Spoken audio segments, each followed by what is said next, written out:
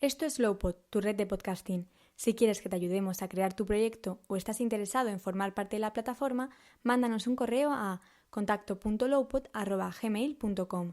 Lowpod, ¿nos oyes?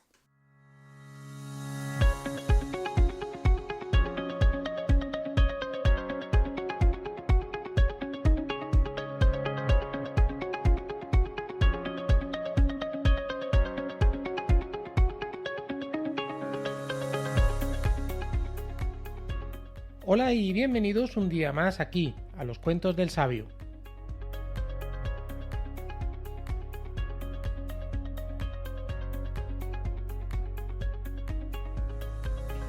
Un programa de divulgación histórica para ti, un podcast con los temas más interesantes del pasado del hombre, un lugar de encuentro para todos y también, ¿por qué no?, un momento de tomarse un descanso y entretenerse mientras nos sumergimos en una gran aventura juntos.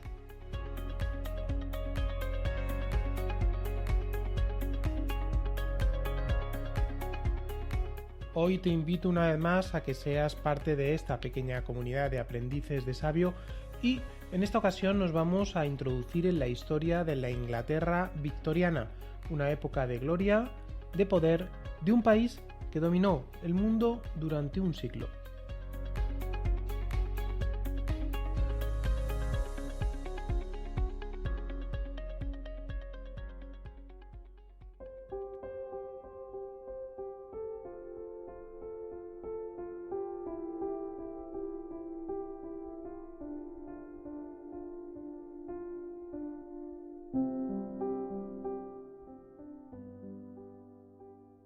No se puede decir que una atmósfera de alta moralidad sea muy propicia a la salud o a la felicidad.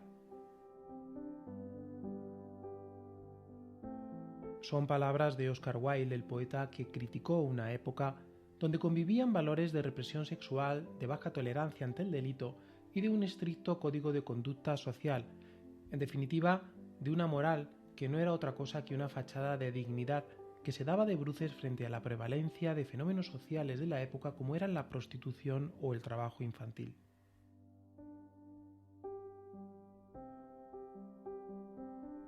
Hablemos un poco del señor Wilde. Nació el 16 de octubre de 1854 en Dublín. Sufrió la intolerancia sexual de la época victoriana, que lo llevó finalmente a la cárcel acusado de homosexualidad y sodomía, y tuvo una muerte prematura. Desde pequeño estuvo en contacto con el mundo de las letras, tenía una notable inteligencia. Estudió a los autores clásicos de la Universidad de Oxford, publicó una serie de ensayos que dio pie a que se le considerase como uno de los máximos representantes del esteticismo. ¿Qué es el esteticismo? Pues un movimiento artístico que se basó en el principio de que la búsqueda de la belleza y la elevación del gusto era el objetivo principal del arte. De aquí viene una frase que se hizo muy famosa con respecto a este estilo artístico, que fue el arte por el arte. Y es que esta filosofía no solo la puso en sus obras, sino también fue coherente con su vida, algo que le llevará a tener serios problemas con la sociedad de su época. Wilde siempre tuvo una forma llamativa de vestir. Usaba pelo largo, vestía pantalones de montar de terciopelo, en tanto que su habitación estaba decorada de objetos de arte, girasoles, plumas de pavo real y porcelanas chinas. Sus actitudes y modales fueron repetidamente ridiculizados en la sociedad británica. Se casó con Constance Mary Joy, con quien tuvo 2 hijos y se instaló en Londres. El éxito de Wilde se basaba en su ingeniosa forma de criticar las hipocresías de sus contemporáneos. Su única novela, El retrato de Dorian Gray, que es la gran obra, tuvo unas críticas malísimas desde los sectores puritanos y conservadores que lo acusaron de inmoral y de tergiversar el tema de Fausto, de promover el homoerotismo y de corromper a la juventud. Y cuando estaba en pleno auge de su carrera, esta se vio truncada cuando el marqués de Queensberry, tras conocer que su hijo mantenía una relación sentimental con el escritor, inició una campaña en periódicos y revistas donde lo acusaba de ser homosexual, considerado en aquella época un delito grave. Wilde intentó defenderse de un proceso de denuncia por calumnias contra el noble escocés, pero no obtuvo resultados. El 27 de mayo de 1895, Oscar fue condenado a 2 años de prisión y trabajos forzados. Las numerosas presiones y peticiones de clemencia surgidas desde sectores progresistas y de los más importantes círculos literarios europeos no fueron escuchadas, así que Wilde tuvo que cumplir la pena en su totalidad. Su estancia en prisión arruinó toda su carrera. Una vez que salió de la cárcel, el poeta, dramaturgo, ensayista y novelista cambió su nombre y se fue a París, donde murió el 30 de noviembre de 1900. Tenía 46 años de edad y murió en absoluta soledad. Con esta historia, el poeta y dramaturgo irlandés representa los valores contrarios de lo que os voy a hablar, de la época victoriana, especialmente frente a la mentalidad utilitarista de la época que buscaba el máximo provecho para el mayor número de personas, lo que chocaba de frente con este carácter contemplativo de la belleza de Wilde.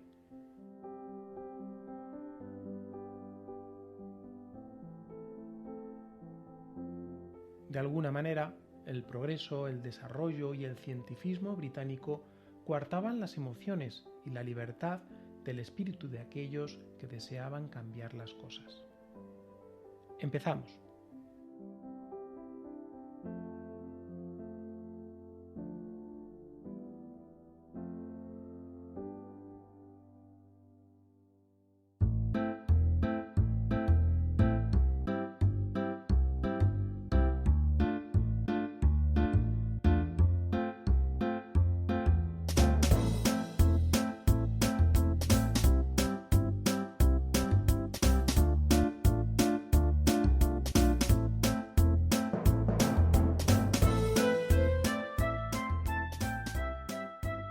Fue entre 1837 y 1901 cuando se desarrolló toda esta época victoriana, una época de esplendor, en una de las grandes islas occidentales de Europa. Una evolución acelerada hacia el desarrollismo que convirtió a Gran Bretaña en la gran potencia decimonónica, una época muy dilatada que tuvo distintas fases. Se contempla una época de establecimiento, una época de plenitud y finalmente un momento de declive.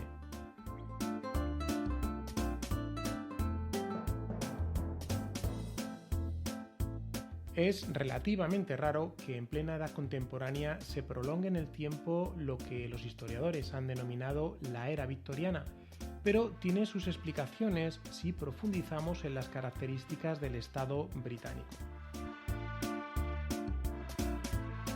Como veremos más adelante, la insularidad geográfica y la ausencia de revoluciones estabilizaron el país para que éste pudiera conseguir sus objetivos. Y es que a simple vista, quien conozca un poco de la historia anterior a la Revolución Industrial, era un país plenamente rural y tradicional, pero que en el siglo XIX pivotaba hacia una sociedad urbana e irreligiosa.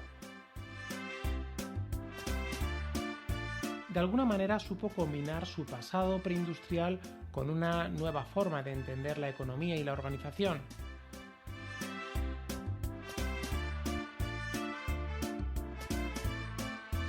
Quizás por eso el mundo británico tenga en la actualidad sus propios estándares y maneras de organización puramente suyas.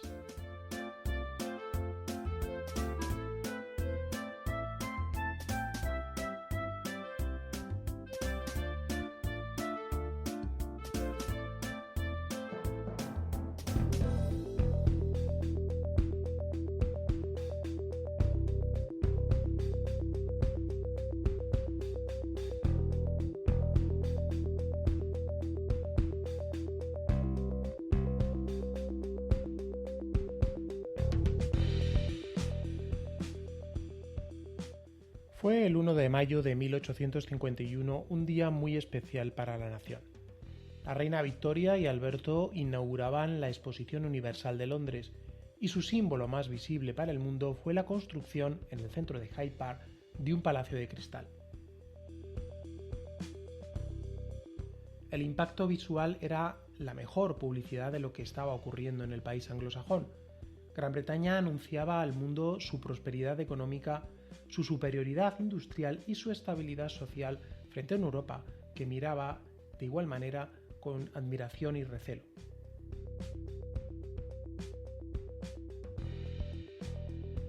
El absoluto monopolio industrial se hacía ver en la cantidad de carbón, que era la nueva fuente de energía que podía producir al año, también en las regiones industriales del eje Londres-Birmingham y Manchester, y en el mayor centro financiero hasta el momento, que era la City londinense. Sin ánimo de profundizar en las características de la primera revolución industrial, se hace necesario mencionar cuáles fueron las condiciones particulares de este despegue en las manufacturas, sobre todo para entender lo que es la supremacía inglesa. Lo primero es que fue el primer país en desarrollar su propia revolución industrial, y esto le dio ventaja, y le dio el monopolio que va a disfrutar en gran parte del siglo XIX.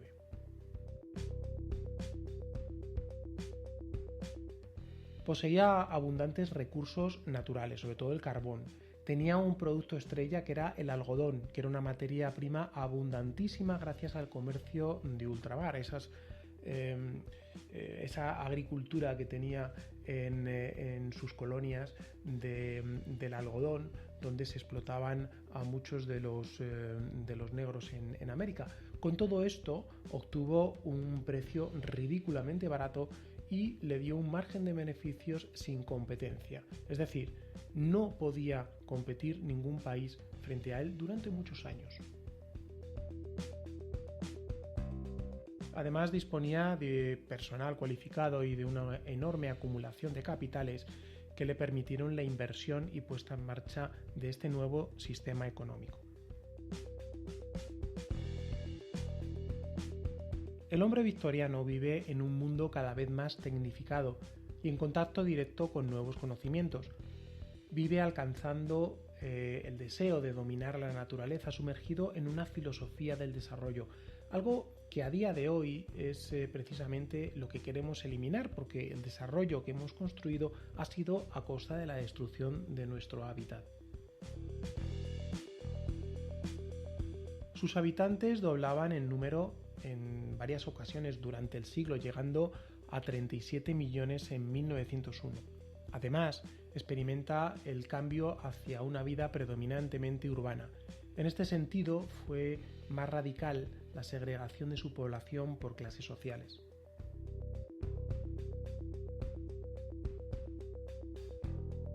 La otra cara de la moneda fue el campo. Otro de los grandes éxitos de Gran Bretaña fue la alianza entre el campo, su agricultura al servicio de la industria, y de la ciudad.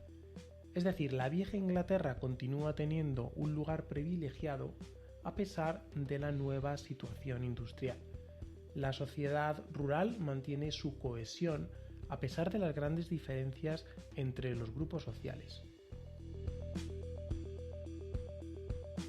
La visión de una agricultura orientada al mercado, al capitalismo, la convierte en indispensable para la industria.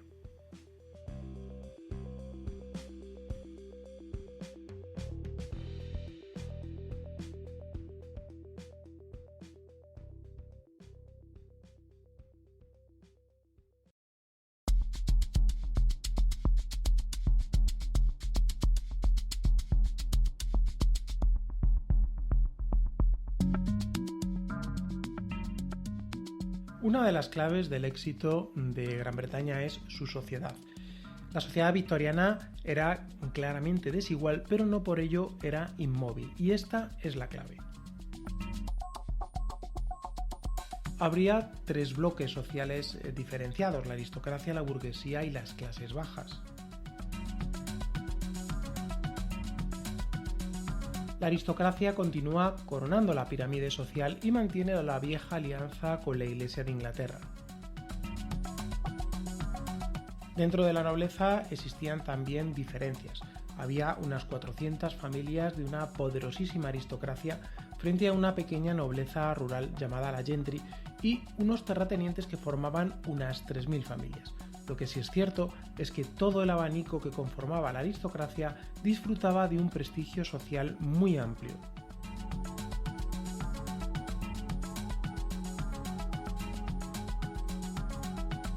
Por otro lado, existe la burguesía, que en el caso británico es muy dinámica, es la más dinámica de Europa. En 1880 llegaron a ser de unos 6 millones.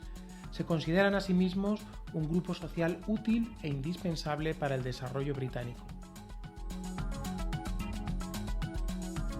Y también aquí, en el caso burgués, encontramos distintos grupos sociales.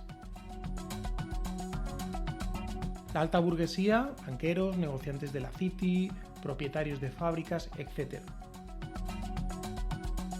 Una burguesía media de patrones industriales, profesionales y grandes comerciantes.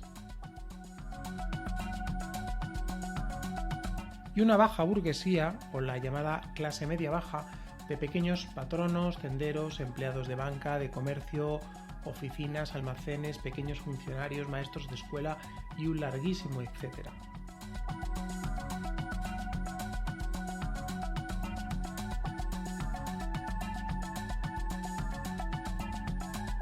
Por debajo de ellos están las clases inferiores, básicamente los trabajadores.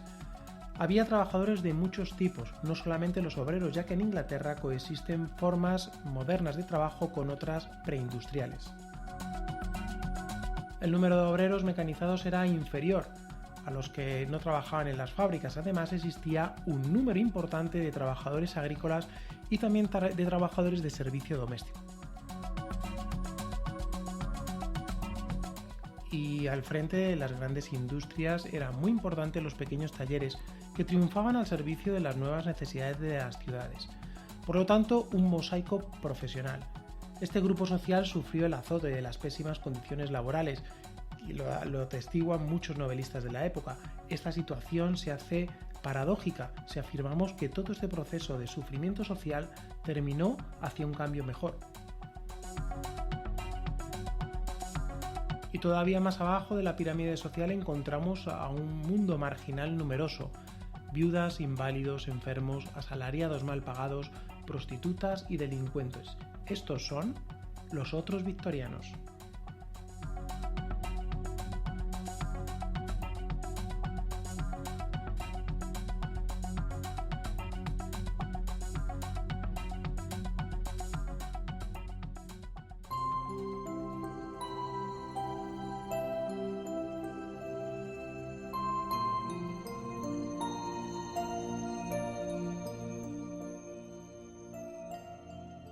Si algo caracteriza a la Inglaterra victoriana es que supo contener o canalizar las revoluciones que azotaban al resto de Europa.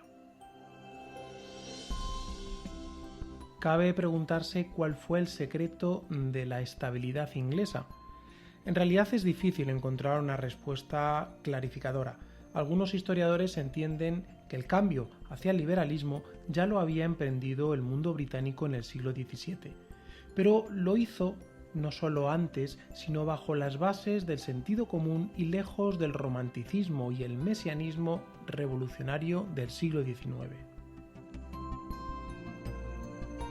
Otros le dan una explicación política porque entienden que se hicieron las reformas necesarias para evitar el estallido de focos revolucionarios. Por último, se especula con la idea de la existencia de un equilibrio social que impedía el control de un grupo sobre los demás.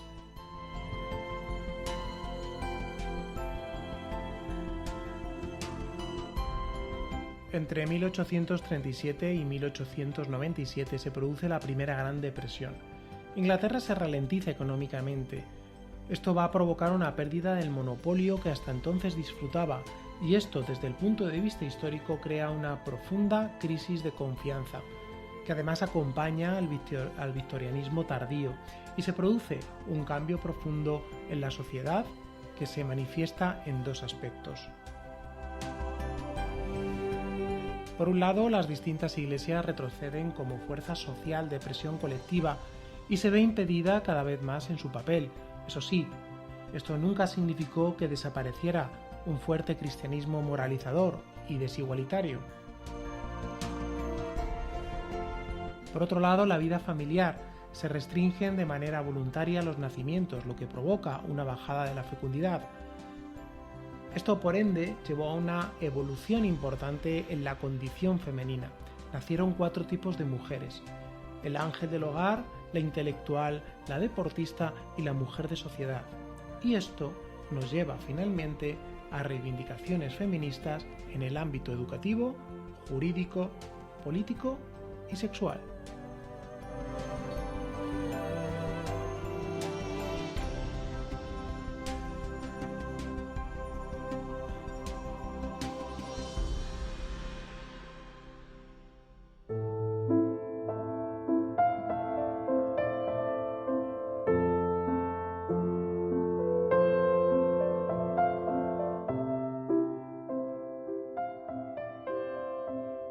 Hablemos ahora de cómo se consiguió, y se consiguió a través de muchas reformas.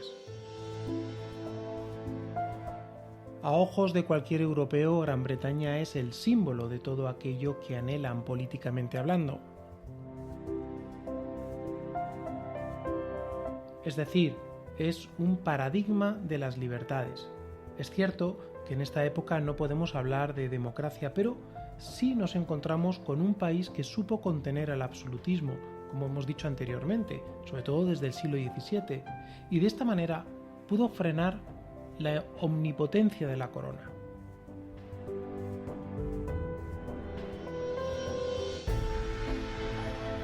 Por esta razón, el terreno ya estaba abonado para conseguir los primeros brotes verdes de la democracia en Europa.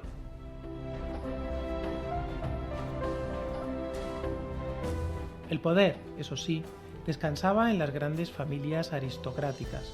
El camino hacia la plena representatividad necesitará de mucho tiempo.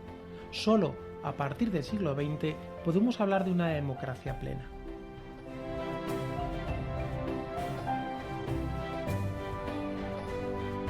En 1918 llegó el sufragio universal masculino y 10 años más tarde vino el femenino.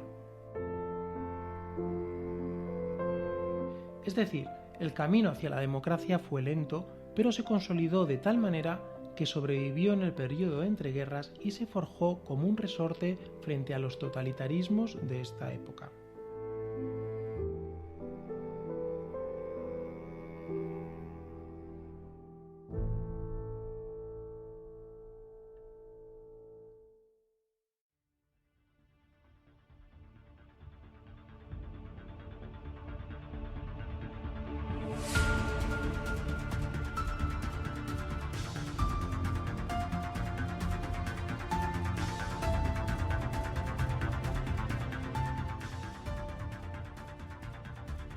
Pero retrocedamos a los albores del siglo XIX. En este momento quedaba claro que existían muchísimas carencias parlamentarias, especialmente por la poca fiabilidad de los censos. Otro punto importante fue la desequilibrada distribución de los escaños, con una sobrevaloración de los condados y los pequeños burgos en detrimento de las nuevas ciudades industriales, en muchos casos sin representación parlamentaria alguna. Así, los derechos políticos quedaban restringidos.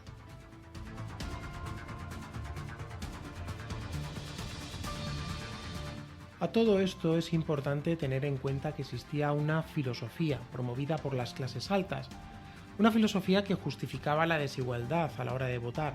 Consideraban que las clases más bajas eran fácilmente manipulables por los demagogos y de esta manera se aseguraba el buen gobierno.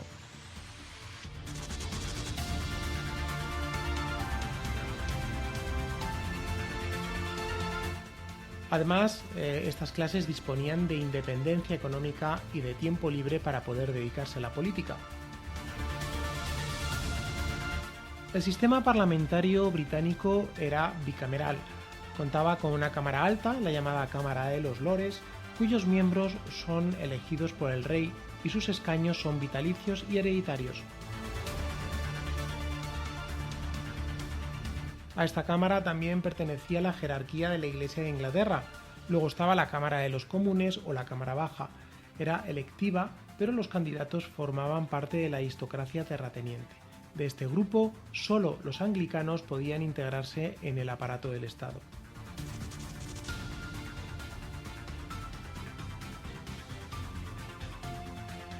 Consecuencia de todo esto es que se yuxtaponen dos naciones. Hay una vieja Inglaterra, una vieja Gran Bretaña formada por la aristocracia, por la nobility, la pequeña nobleza rural, la gentry y la iglesia anglicana que acaparaba el poder económico y político. Nacida de la Revolución Industrial, surge una nueva Gran Bretaña que agrupa a los propietarios de fábricas, a los comerciantes, así como a aquellos que se integraban en las sectas disidentes. Todos ellos consideraban necesaria una reforma.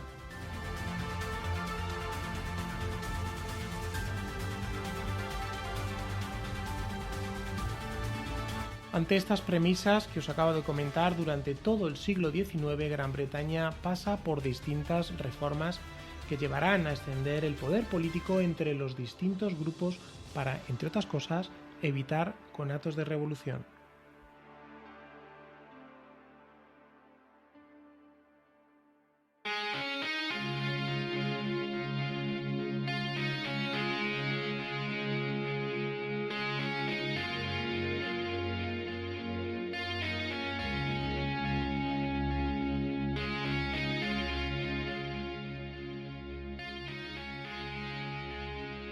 Y es así como entre 1831 y 1832 comienza el primer paquete de reformas.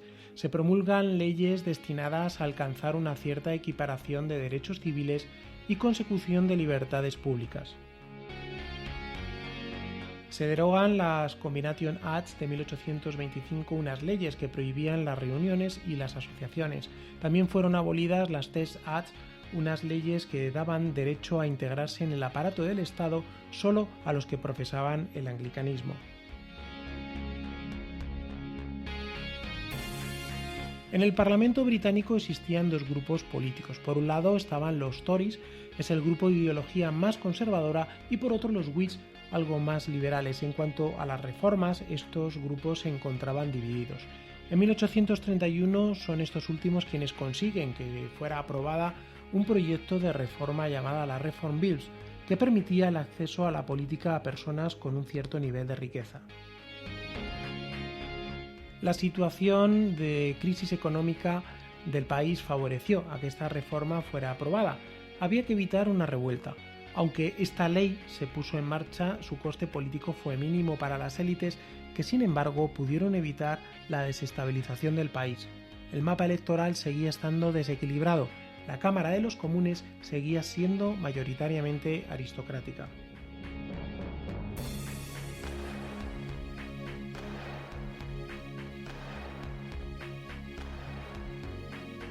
La reforma pues era insuficiente y fue una de las causas del movimiento cartista, en el mismo momento que la reina Victoria subió al trono.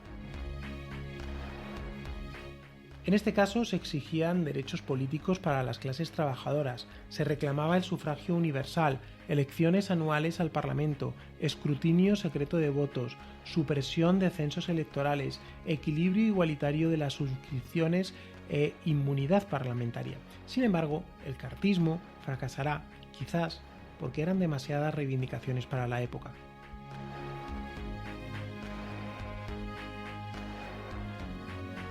Entramos en el periodo medio de esta época victoriana y es en 1846 cuando las clases medias consiguen una importante victoria al conseguir eliminar la famosa ley del trigo que suponía la instauración del libre cambio y que va a promover el crecimiento extraordinario de la industria británica.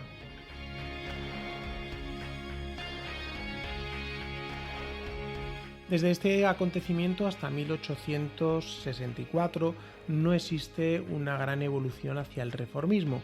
¿Por qué? Porque era una época de bonanza económica que suavizó las diferencias entre las distintas clases al tiempo que se consolida una armonía de poder entre los distintos grupos. En los años 60 la población crece en las ciudades al mismo ritmo que la industria.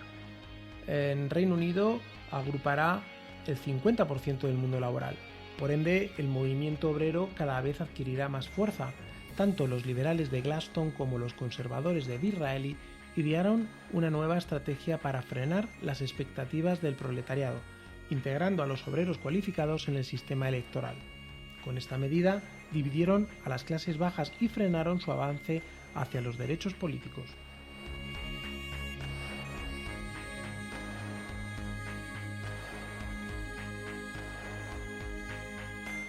Pero las reformas, aunque tardaron en materializarse, aparecieron en 1864 de la mano de los liberales más radicales, que cada vez más se distanciaban de los Whigs. Fundaron dos asociaciones, la National Reform Union, con un plan de reforma moderado, y la Reform League, bastante progresista. Se está creando un estado de opinión que la prensa ayudó a difundir.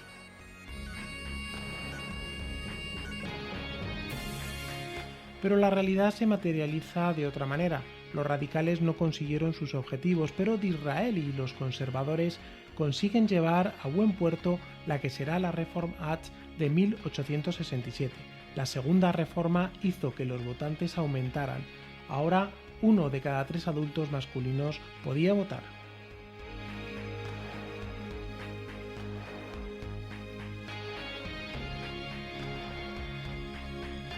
A partir de aquí entramos en un tercer periodo de reformas. Disraeli había conseguido enmascarar con esa medida los intereses de la aristocracia hacendada y evitar la revolución social. Pero el camino, aunque lento, se acercaba cada vez más hacia los grupos más desfavorecidos. En esta tensión de intereses políticos, la cuerda avanzaba hacia la democracia de forma imparable. Tras la reforma de 1884-1885, las agrupaciones locales se extenderán también en el ámbito rural, mientras las élites obreras se sentirán mejor representadas por los liberales. Y es que van dando pasos nuevos. En 1872 se aprobará el escrutinio secreto. En 1883 se promulgará una ley sobre la corrupción y las prácticas ilegales. En 1884 se lleva a cabo la tercera reforma, en la que se incrementa el electorado llegando a un 30% de la población adulta. Al año siguiente desaparece la excesiva representación de la Inglaterra rural. Crece, por tanto, la influencia de los electores urbanos. Podemos decir que ya Gran Bretaña es una nación burguesa. Pero esto no significa aún democracia, no existe sufragio universal, todavía quedan excluidos el 50% de los hombres con voto y la mujer seguía excluida del sistema. Pero ya estamos más cerca de la democracia. Sucede un acontecimiento vital para este camino. Gladstone intenta dotar a Inglaterra de mayor autonomía, lo que ha pasado en la historia con el nombre del Home Rule. Este hecho escindirá a una parte de los conservadores y a otra de los liberales, que se unirán a un tercer grupo, el de los unionistas. Las clases trabajadoras abandonarán el Partido Liberal y crearán en 1906 el Partido Laborista. En 1888 se harán electivos los consejos de condado, despojando así a los caciques. En 1911 el periodo legislativo se acorta a 5 años. La democracia está a un paso.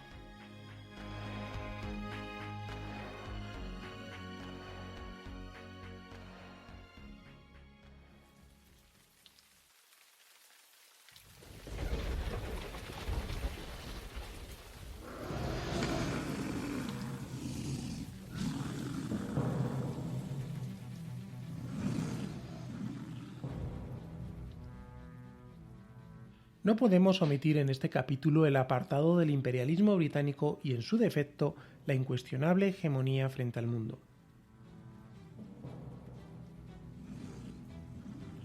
Gran Bretaña comienza el siglo intentando dar respuesta al problema que se plantea en Europa, la Francia revolucionaria y la Europa de Napoleón, casi como un espectador. Los británicos obtienen grandes beneficios del nuevo paradigma político que abre la revolución, pero también, y tras el fracaso de la Europa de los Congresos en torno a 1830, el desequilibrio del continente mueve a que Francia y Gran Bretaña comiencen a acercar posturas frente a sus competidores más directos, Austria, Rusia y Prusia.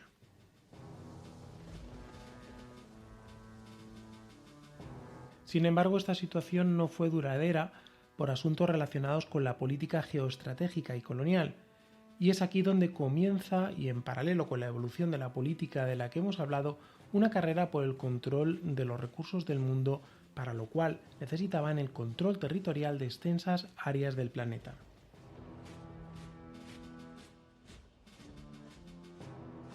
Es la época en la que Gran Bretaña controla los mares y la economía mundial frente a una Europa convulsa e insegura. Hablemos de esto porque el control de los mares y de la economía mundial van estrechamente unidos. Controlaba los mares porque controlaba sus rutas. En el Mediterráneo llegaba a dominar la ruta de Gibraltar, Malta, Islas Jónicas, Chipre y Suez. Había una ruta Atlántico-Pacífico que controlaban en los puntos del Cabo Aden, Ceilán y Singapur. También dominó el Caribe, también el Mar de China y el Atlántico Norte. Controladas estas rutas, se controlaba el comercio. Controlado el comercio, se controlaba la economía mundial.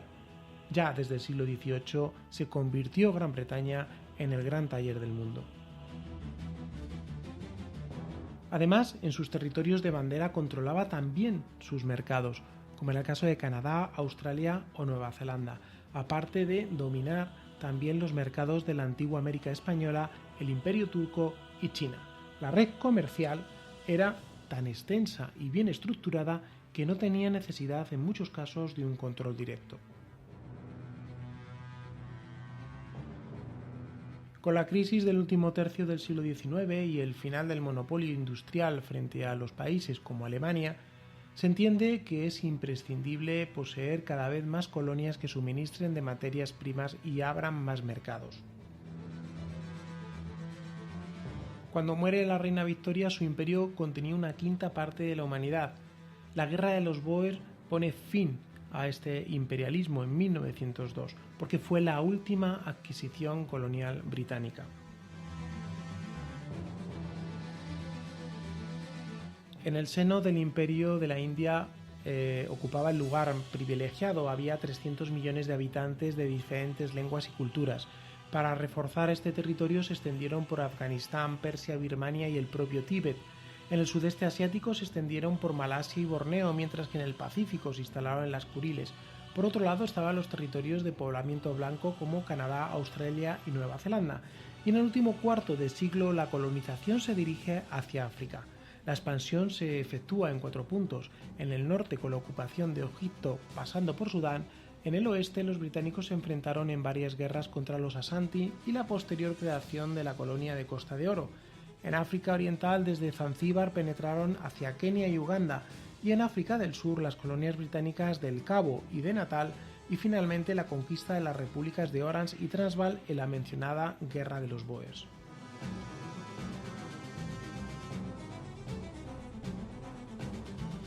Y así llegamos a final de siglo y a una época de crisis.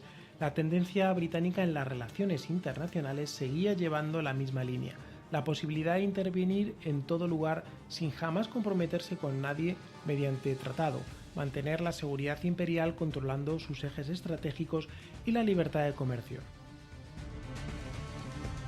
El problema es que el equilibrio europeo está cada vez más débil. Alemania nace como Estado y hace temblar la estabilidad. Actuará en Rusia en la cuestión de Oriente, contra Francia por el acuerdo mediterráneo, y en la década de los 90 la rivalidad imperialista provoca nuevos conflictos, especialmente con Francia. Pero la decisión alemana de crear una fuerza naval poderosa provoca que Gran Bretaña fije su mirada sobre el país germánico. Y es aquí cuando la diplomacia victoriana termina definitivamente. Ya no sirve esta política. Gran Bretaña acuerda una entente cordial con Francia para hacer un frente común que contenga a Alemania. Lo que va a ocurrir es el preludio de la Primera Guerra Mundial.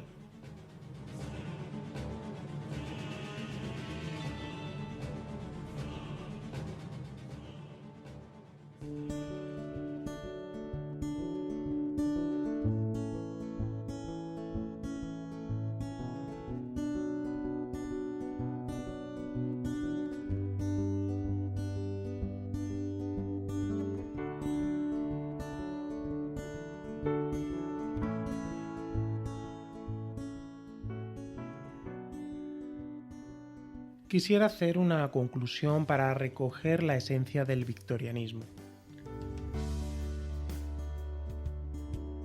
Desde 1837, momento del ascenso al trono de la reina Victoria, es una fecha muy simbólica para Gran Bretaña porque van a cambiar muchas cosas.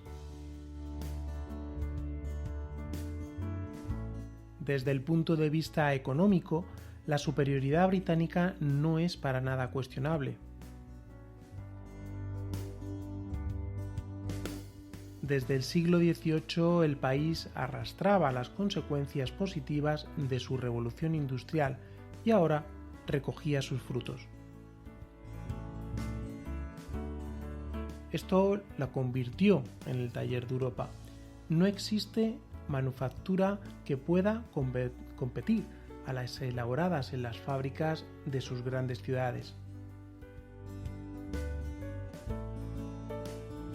Un poder económico le otorga a su vez una ventaja política y ésta se puso al servicio de sus intereses económicos.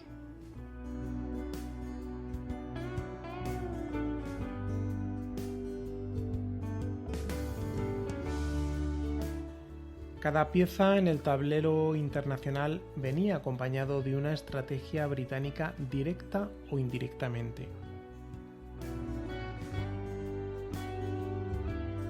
Pero la originalidad británica quizás se vea en la capacidad de un pueblo por organizarse socialmente de forma muy peculiar, sobre todo por esa capacidad implícita en el genoma de esta nación de consensuar un equilibrio de fuerzas entre los distintos grupos sociales que durante todo un siglo se fueron incorporando a la vida política.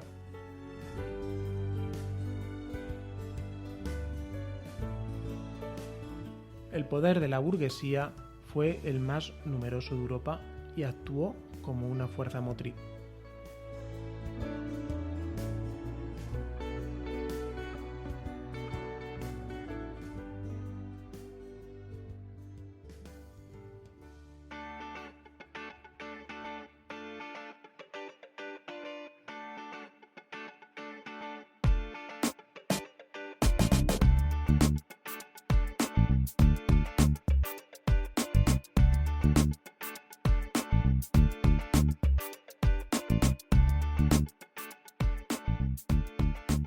Bueno, y hasta aquí el podcast de hoy. Espero que os haya gustado. A mí personalmente trabajar en este tema me ha acercado más a esta parte de la historia. Y ya sabéis que me podéis seguir en Twitter como FermerPodcast, en Instagram como fer.pod o visitar mi blog fermerpod.home.blog. Y como muchas veces os digo, gracias por dedicarme una de las cosas más preciadas en la vida, que es vuestro tiempo. Un saludo y hasta el próximo podcast.